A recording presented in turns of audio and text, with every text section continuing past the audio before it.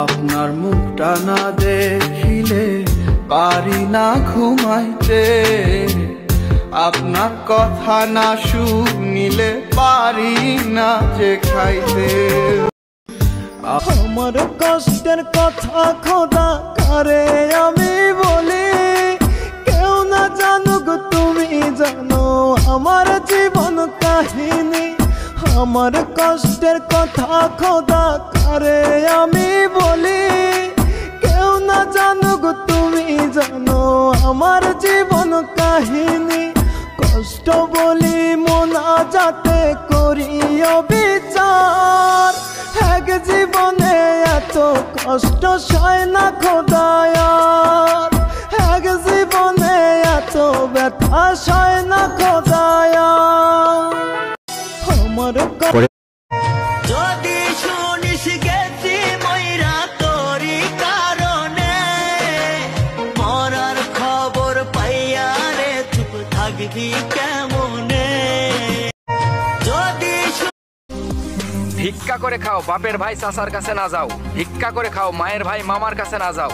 প্রয়োজনে না খেয়ে মারা যাও, তবু আত্মীয় স্বজনের দুয়ারে না যাও।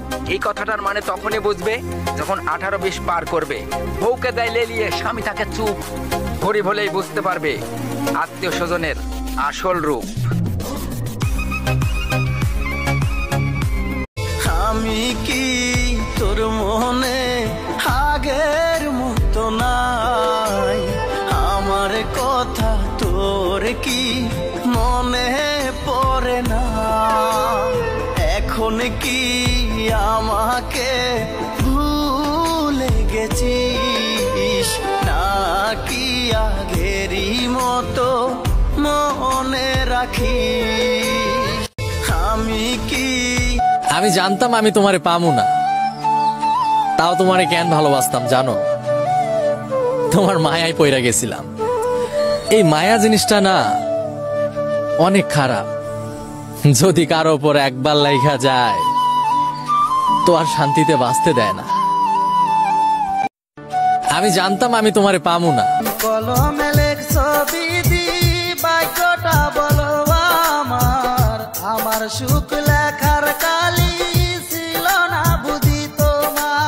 কোন কলমে লেখ ছবি? মানুষ সব সহ্য করতে পারে, ভালোবাসার কষ্ট সহ্য করতে পারে না।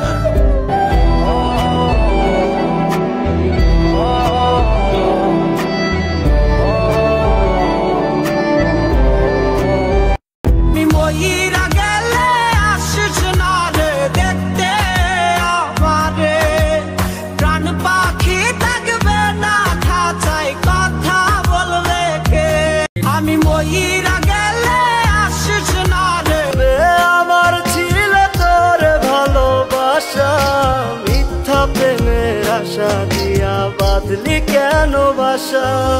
ভুল কি তবে আমার ছিল? আপন মানুষ ভাবলাম যারে, সেই তো দিল কষ্ট। প্রেম প্রীতি নয় রে ভালো, হয় রে জীবন নষ্ট। বুঝলাম আমি সব হারাইয়া, পিরিতে ভীষণ কষ্ট।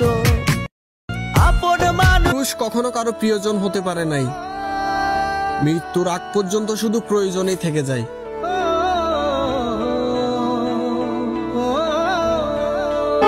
আমাদের মতো ছেলেদের ঘুমই তো পূরণ হয় না, আর তো শখ পূরণ হওয়া দূরের কথা। তবে এখন অনেক ভালোভাবেই বুঝতে পারলাম ঢাকায় জীবনের বাস্তবতা।